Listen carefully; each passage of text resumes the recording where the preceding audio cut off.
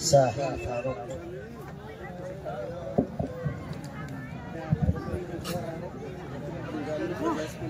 बिस्मिल्लाहिर्रहमानिर्रहीम। अल्हम्दुलिल्लाहि रब्बिल आलमीन वस्सलातु वस्सलामु अला रसूलिल करीम। अम्मा बअद फ़क़ाल अल्लाहु फ़िल क़ुरआनिल मजीद अऊज़ु बिल्लाहि मिनश शैतानिर रजीम। बिस्मिल्लाहिर्रहमानिर्रहीम।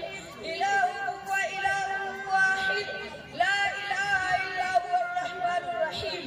क्या डर है जो हो सारी खुदाई में मुखालिफ, क्या डर है जो हो सारी खुदाई में मुखालिफ, काफी है और एक खुदा मेरे लिए। हाज़िर जलसा, अस्सलामु अलैकुम व रहमतुल्लाहि व बरकातुहू। आज दुनिया की तारीख पर निगाह डालिए। दुनिया में हमेशा खुदा को मानने वाले लोगों की तादाद ज्यादा मिलेगी, जो इस बात को तस्लीम करते थे कि इस दुनिया के निजाम को चलाने वाला कोई ना कोई जरूर है। यह अलग बात है कि बहुत से खुदाओं को मान लिया गया और उनकी परस्ती शुरू कर दी गई, मगर जहाँ तक खुदा की जात को मानने का सवाल है तो सभी उसे तस्लीम करते हैं। यही वजह है कि नबियों की तालीम में एक खुदा को मानने की तालीम ज्यादा दी गई है। लेकिन मामला यह है कि बेवकूफों से दुनिया कभी भी खाली नहीं रही है। आज भी दुनिया में ऐसे बेवकूफ मिल जाएंगे जो बजाहिर पढ़े लिखे होते हैं लेकिन बातें पागलों की तरह करते हैं। मेरी मुराद वो लोग हैं जिन्हें मुल्हिद या जहरिया कहा जाता है। ये लोग कहते हैं कि खुदा नहीं है, सीधे से खुदा का इनकार करते हैं, हालांकि खुदा का वजूद साबित करने के लिए दुनिया का यह सारा कारखाना काफी है। किसी और दलील या प्रूफ की जरूरत नहीं है। दुनिया में अनगिनत चीजें मौजूद है और हर दिन नई नई चीजें वजूद में आती है। हमारा रोजाना का मुशाहिदा है कि हर काम अपने वक्त पर हो रहा है। हर सुबह सूरज मशरिक से तुलू होता है और शाम को मगरिब में डूब जाता है। रात आती है, सितारे निकलते हैं, चांद अपनी आबिताब के साथ आसमान पर जलवागर होता है, चांदनी फैलती जाती है, फिर दिन आता है और सूरज अपनी किरणें जमीन पर बिखेर देता है। यह सारा निजाम इतने अच्छे ढंग से चल रहा है कि देखने वाला भी तअज्जुब करता है और पुकार उठता है कि गौर करो कायनात के इंतजाम व निजाम पर। क्या सारा निजाम किसी मुंतजिम के बगैर चल सकता है? जबकि हम देखते हैं कि एक छोटी से छोटी और बड़ी से बड़ी चीज को बनाने और चलाने के लिए बनाने वाले और चलाने वाले की जरूरत पड़ती है।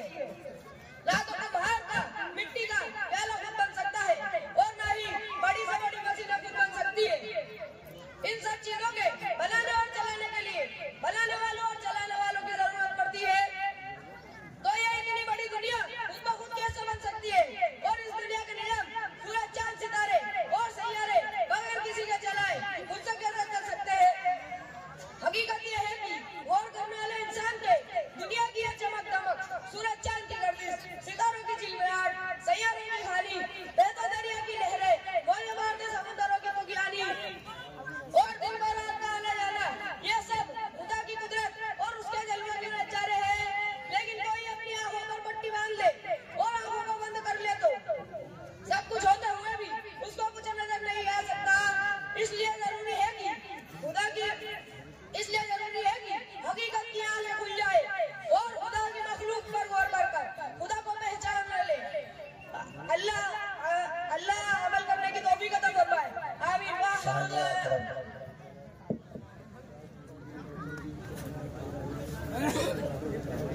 बहुत कम मुसाहिब बचे हैं इस प्रोग्राम के। फैजान सफदर और अरशद आशिक भी स्टेज पर आए हैं। जो 5 बच्चे हैं, फिर असल प्रोग्राम इंशाल्लाह इन 5 बच्चों के बाद शुरू होगा। इंतजार की घड़ियां बहुत मुख्तसर है।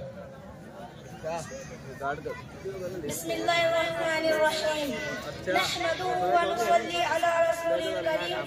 अम्मा बाद। हाज़िरीन जलसा, माँ और बहनों, अस्सलामु अलैकुम व रहमतुल्लाहि व बरकातुहू। खुदा का शुक्र है कि हम मुसलमान हैं और इस्लाम की दौलत हमारे पास है। और मजीद एहसान ये है कि ये दौलत हमें बगैर किसी मेहनत व मशक्कत के मिल गई, वरना इस दौलत की वजह से हमारे नबी पाक सल्लल्लाहु अलैहि वसल्लम को कितनी मुसीबतें उठानी पड़ी और आप सल्लल्लाहु अलैहि वसल्लम के सहाबाए किराम और सहाबाए किराम की औरतों को कितना दुख झेलना पड़ा।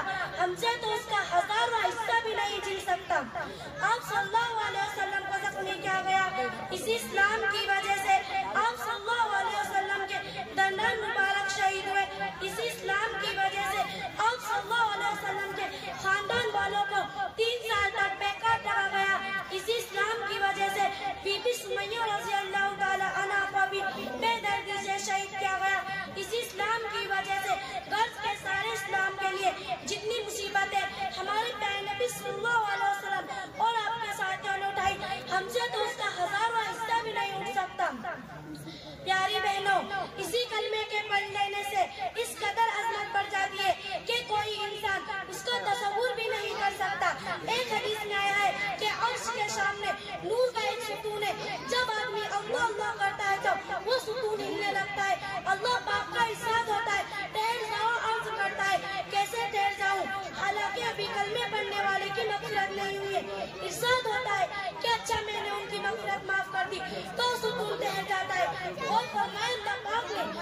कलमे की बदौलत कितनी अहमियत बढ़ा दी कि एक मुसलमान जिसने कलमा पढ़ लिया जब तक के मग़फ़िरत का परवाना नहीं मिल गया सुकून हिलता रहा, और जब मग़फ़िरत हो गई तो सुकून ठहर गया।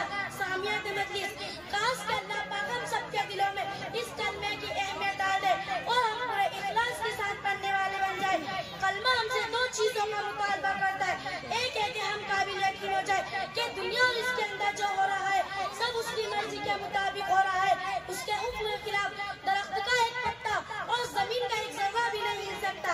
वही हम सबको राहत सुकून दे सकता है और वही हमारी मुसीबतों को दूर कर सकता है। सारे इंसान चाहे पीर हो या पैगंबर, सब उसी के ही मोहताज है। हमें अल्लाह पाक के साथ सही अकीदा रखना चाहिए। कलमे का दूसरा मुतालबा है कि हमारी जिंदगी मोहम्मद अरबी सल्लल्लाहु अलैहि वसल्लम के दीन के मुताबिक हो जाए। हमारी जिंदगी में, हमारे समाज में रसूल अरबी सल्लल्लाहु अलैहि वसल्लम अनस शाहीद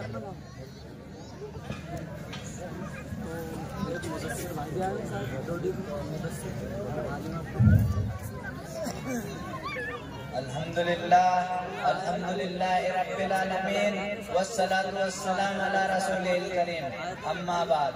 हाज़िरीन जलसा, अस्सलामु अलैकुम व रहमतुल्लाहि व बरकातुहू। हजरात, जब से दुनिया बनाई गई है उसी वक्त से ईश्वर ने इस संसार में लाखों करोड़ों अनगिनत इंसानों को इस धरती पर भेजा है और समस्त संसार में समस्त मानव को सही मार्ग दिखाने के लिए ईश्वर ने अपने रसूलों को भी भेजा है, जिनकी शिक्षाओं को अपना कर एक मनुष्य अपने ईश्वर को राजी कर सकता है और मरने के बाद के जीवन में जो कि स्थायी जीवन है स्वर्ग प्राप्त कर सकता है। मेरे प्रिय मित्र, मौत का समय न जाने कब आ जाए। जो सांस अंदर है उसके बाहर आने का भरोसा नहीं, और जो सांस बाहर है उसके अंदर जाने का भरोसा नहीं। मौत से पहले समय है अपनी सबसे पहली और सबसे बड़ी जिम्मेदारी का ध्यान करते हैं। ईमान के बिना ना जीवन जीवन है और न मरने के बाद आने वाला जीवन। कल सबको अपने मालिक के पास जाना है, वहाँ सबसे पहले ईमान की पूछ होगी। मुझे भी स्वार्थ है इस बात का कि कल आप हिसाब के दुनिया ना कह दे कि हम तक तो बात पहुँची ही नहीं थी। मुझे आशा है ये सच्ची बात है आपके दिल में घर कर आई होगी। तो आइए भाग्यवान सच्चे दिल से और सच्चे आत्मा वाले मेरे प्रिय मित्र अपने मालिक को गवाह बनाकर और सच्चे दिल से, जिसे दिलों के भेद जानने वाला हो, मान ले, इकरार करे और प्रेरणा ले। अशहदु अल्ला इलाहा इल्लल्लाह व अशहदु अन्ना मुहम्मदन अब्दुहु व रसूलुहु सल्लल्लाहु अलैहि वसल्लम। अर्थ, मैं गवाही देता हूँ इस बात की कि अल्लाह के सिवा कोई पूजा के योग्य नहीं, वो अकेला है, उसका कोई साजी नहीं, और हजरत मोहम्मद सल्लल्लाहु अलैहि वसल्लम अल्लाह के सच्चे बंदे और उसके रसूल है। मैं तौबा करता हूँ कुर्बानी नास्तिकता से, शिर्क यानी किसी प्रकार अल्लाह का साजी बनाने से और समस्त प्रकार के पापों से प्रेरणा लेता हूँ कि अपने पैदा करने वाले सच्चे मालिक के सब आदेश मानूंगा और अपने नबी हजरत मोहम्मद सल्लल्लाहु अलैहि वसल्लम की पैरवी अनुसरण करूंगा। करुणामय दयावान मालिक मुझे और आप लोगों को इस राह पर मरते दम तक कायम रखे। मेरे प्रिय मित्र, अगर आप अपनी मौत तक इस